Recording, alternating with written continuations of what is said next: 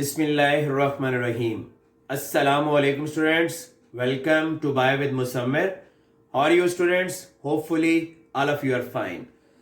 Students, previous lecture में हम discuss कर रहे थे अबाउट क्लासिफिकेशन ऑफ कार्बोहाइड्रेट्स, और कार्बोहाइड्रेट्स में जो सबसे फर्स्ट ग्रुप है जिसको हम कहते हैं मोनोसैकेराइड्स। आज हम मोनोसैकेराइड्स की क्लासिफिकेशन को डिस्कस करेंगे।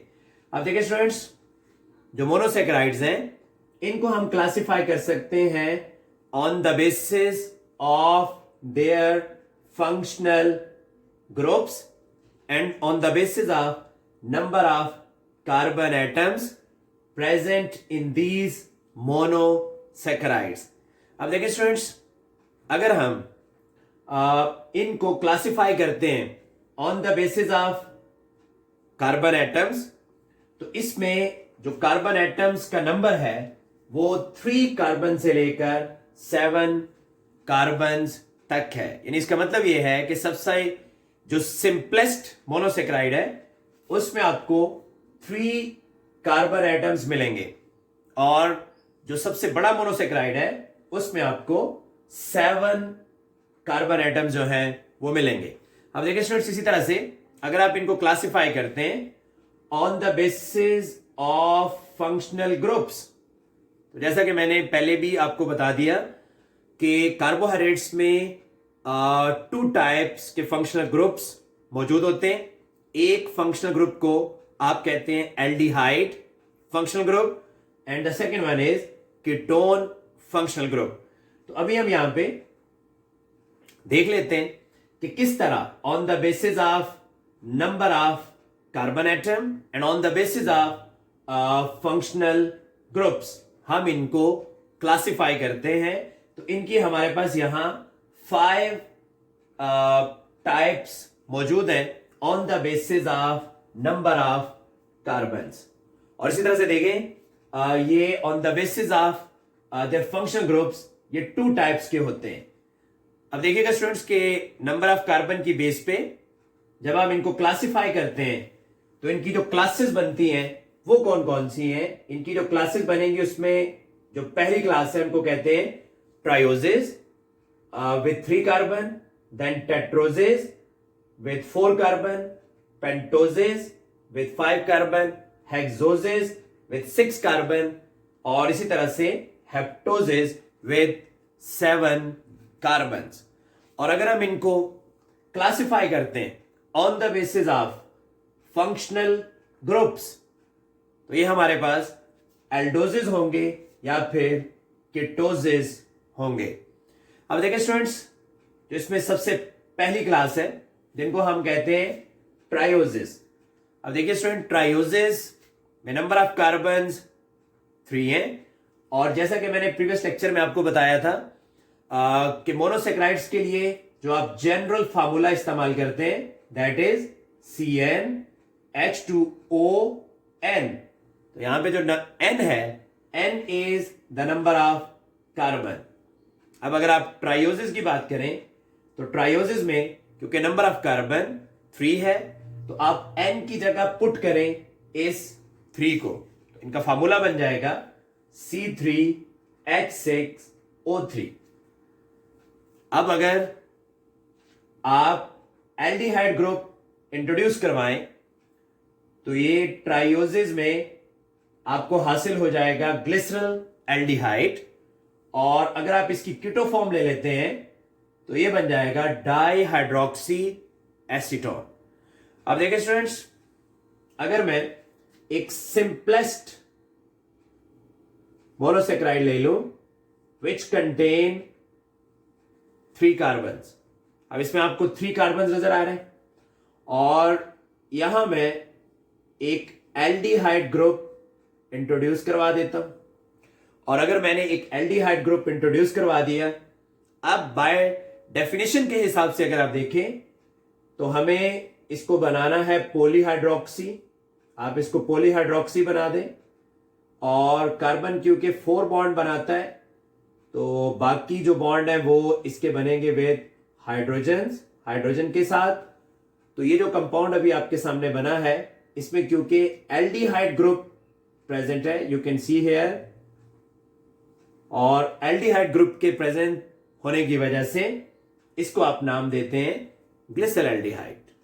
अच्छा, इसी तरह से आप बना सकते हैं डाइहाइड्रोक्सी एसीटोन। अब देखिएगा students, if you have 3 carbons, तो यहां अगर आप कीटो ग्रुप इंट्रोड्यूस करवाते हैं तो कीटो ग्रुप में जैसा कि मैंने आपको बताया था कि कार्बोनाइल ग्रुप की दोनों साइडों पे आर प्रेजेंट होना चाहिए।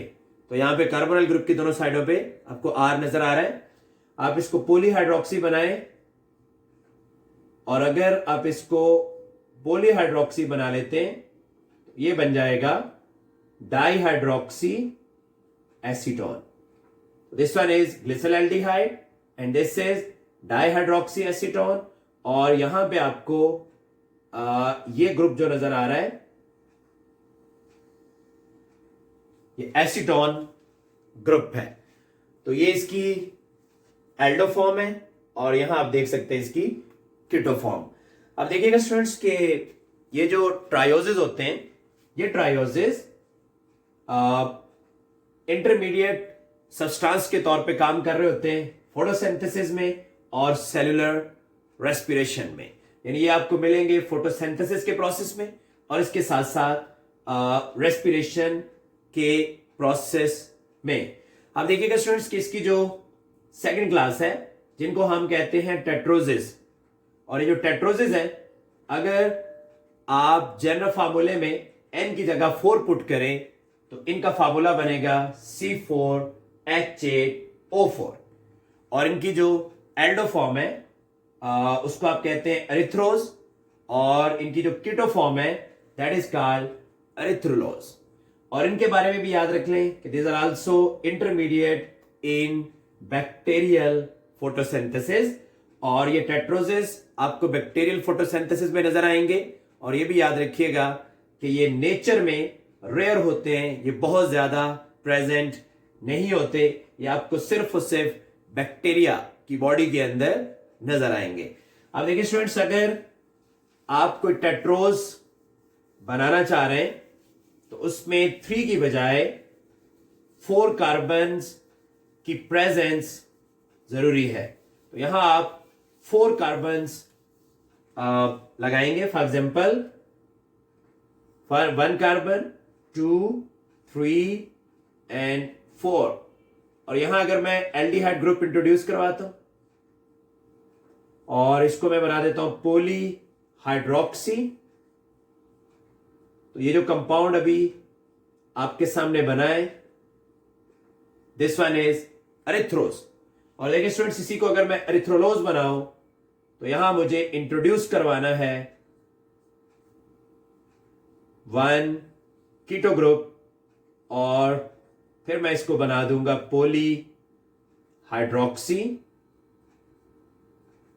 और अगर मैं इसको पॉलीहाइड्रोक्सी बना देता हूं तो ये आपके पास जो कंपाउंड है ये बन जाएगा एरिथ्रोलोज। तो first one is erythrose and second one is erythrulose. अब स्टूडेंट्स, जो इनका थर्ड ग्रुप है उसके लिए हम वर्ड इस्तेमाल करते हैं पेंटोजिस, और पेंटोजिस में 5 कार्बन होते हैं।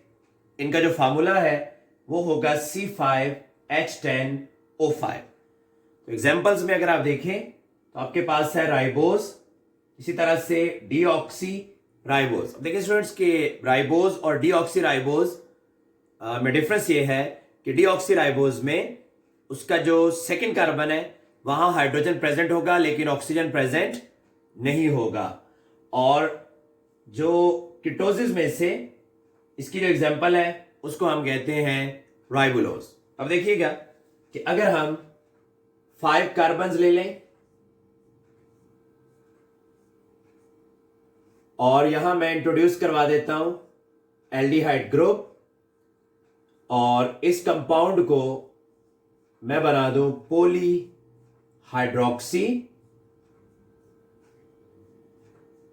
तो ये जो कंपाउंड है ये आपके पास बन जाएगा राइबोस। अब देखिए स्टूडेंट्स, अगर इसको डीऑक्सी राइबोज बनाना है, तो देन इसके सेकेंड कार्बन से ऑक्सीजन रिमूव कर दिया जाएगा, तो ये बन जाएगी डीऑक्सी राइबोज। और जैसे ही ऑक्सीजन हम रिमूव करते हैं तो एक ऑक्सीजन यहां पे कम हो जाएगा, तो इसका फार्मूला बन जाएगा C5H10O4। और अगर हम इसको बना दें, यहां इंट्रोड्यूस करवा दें कीटो ग्रुप, और अगर हम यहां कीटो ग्रुप इंट्रोड्यूस करवा देते हैं तो देन ये बन जाएगा राइबोलोज। अब देखिए स्टूडेंट्स, राइबोज ये प्रेजेंट होती है आरएनए में, this is the component of RNA. और इसी तरह से डीऑक्सी राइबोज ये प्रेजेंट होती है इन डीएनए। और ये जो राइबोलोज है, this one is intermediate in the process of photosynthesis. तो फोटोसिंथेसिस में जो राइबोलोज बिसफॉस्फेट है केल्विन साइकिल के अंदर, वहां ये राइबोलोज जो है वो प्रेजेंट होगी। अच्छा, इसी तरह से स्टूडेंट्स देखें, जो इसका फोर्थ ग्रुप है उनको हम कहते हैं हेक्सोसिस। और हेक्सोसिस में नंबर ऑफ कार्बन 6 होते हैं, और इनका अगर आप फार्मूला देखें तो ये बन जाएगा C6H12O6। और एग्जांपल में अगर आप देखें जो एल्डोसिस है, एल्डोसिस में हमारे पास ग्लूकोसिस है और ग्लैक्टोसिस, यानी ग्लूकोज और ग्लैक्टोज, ये एग्जांपल है एल्डोसिस की। और इसी तरह से कीटोसिस में अगर आप देखें तो आपके पास फ्रुक्टोज है। अब देखिएगा स्टूडेंट्स के अगर आप ग्लूकोज के फार्मूले को देखें तो यहां पे इसमें 6 कार्बन जो है वो रिक्वायर है, 1 2 3 4 5 एंड 6। और इसमें एल्डिहाइड ग्रुप आप इंट्रोड्यूस करवाएंगे और देन आप इसको पॉलीहाइड्रोक्सी बनाएंगे। अब इसमें जो थर्ड कार्बन है उसका हाइड्रोक्सिल ग्रुप आप दूसरी साइड पे लगाएंगे। इसी तरह से यहां आपके पास OH OH OH, यहां H है, और आप इसको पॉलीहाइड्रोक्सी बना दें, तो this one is the formula of the glucose. ये स्ट्रक्चर फार्मूला है ग्लूकोज का। और जो यूनिक चीज आपको नजर आ रही है वो यही है कि इसमें थर्ड कार्बन का OH जो है वो दूसरी साइड पे है, जबकि बाकी तमाम कार्बन्स के OH आपको एक साइड पे नजर आएंगे। अगर मैं इसको कर दूं 1 2 3 4 5 और 6, so this is the formula of glucose. और इसी में अगर आप इंट्रोड्यूस करवा दें कीटो ग्रुप, और अगर मैं इसका कीटो ग्रुप इंट्रोड्यूस करवाता हूं तो इसमें जो सेकंड कार्बन है वहां पे मैं डबल बॉन्ड O इंट्रोड्यूस करवा दूं और फर्स्ट कार्बन के ऊपर OH और हाइड्रोजन लगा दिए जाए, तो then this will convert into fructose. आप इसको फ्रुक्टोज में कन्वर्ट कर सकते हैं। अच्छा स्टूडेंट्स, ये जो ग्लूकोज है इसके बारे में याद रख लें कि ये रेस्पिरेटरी फ्यूल है, और ग्लाइकोलाइसिस के प्रोसेस में इसी ग्लूकोज को कन्वर्ट किया जाता है पायरोवेट में, और क्रेब्स साइकिल में इसको पायरोवेट को कन्वर्ट कर दिया जाता है कार्बन डाइऑक्साइड और वाटर के अंदर। तो दैट्स व्हाई ग्लूकोज को हम कहते हैं कि this one is respiratory fuel, और ये एक इनिशियल सबस्ट्रेट के तौर पे यूज हो रहा है in the process of respiration. इसी तरह से फ्रुक्टोज जो है, this one is intermediate in respiration, और रेस्पिरेशन में ग्लाइकोलाइसिस के प्रोसेस के दौरान पहले ग्लूकोज कन्वर्ट होता है ग्लूकोज 6 फॉस्फेट में, और देन ग्लूकोज 6 फॉस्फेट कन्वर्ट हो जाता है फ्रुक्टोज 6 फॉस्फेट के अंदर। और इसी तरह से देखिए स्टूडेंट्स, जो ग्लैक्टोज है, ग्लैक्टोज बेसिकली मिल्क शुगर का कंपोनेंट है, और ये ग्लैक्टोज जब ग्लूकोज के साथ मिलता है तो इससे एक शुगर बनती है जिसको हम कहते हैं lactose, and lactose is present in milk, this is also called milk sugar. अच्छा जी, इसका जो फिफ्थ ग्रुप है उनको हम कहते हैं हेप्टोजेज, जिनके अंदर 7 कार्बन प्रेजेंट हैं। उनका फार्मूला बन जाएगा C7H12 H14O7। और एग्जांपल्स में देखें, एल्डोसिस के अंदर ग्लूकोहेप्टोज और कीटोसिस के अंदर सीडो हेप्टुलोज है, और ये भी इंटरमीडिएट है in the process of photosynthesis. तो यहीं पे अगर हम जैसे मैंने ग्लूकोज का फार्मूला यहां बनाया था और फ्रुक्टोज का फार्मूला, तो अगर आप उनमें एक एक नंबर कार्बन का इंक्रीज कर दें तो then you can get glucoheptose and sedoheptulose. तो स्टूडेंट्स, आज हमने डिस्कस किया है क्लासिफिकेशन ऑफ मोनोसैकेराइड्स को। हम नेक्स्ट लेक्चर में इंशाल्लाह डिस्कस करेंगे how the ring structure of monosaccharides is formed. तो आपसे इंशाल्लाह नेक्स्ट लेक्चर में मुलाकात होगी। मुझे इजाजत दीजिए। Till that time, Allah Hafiz.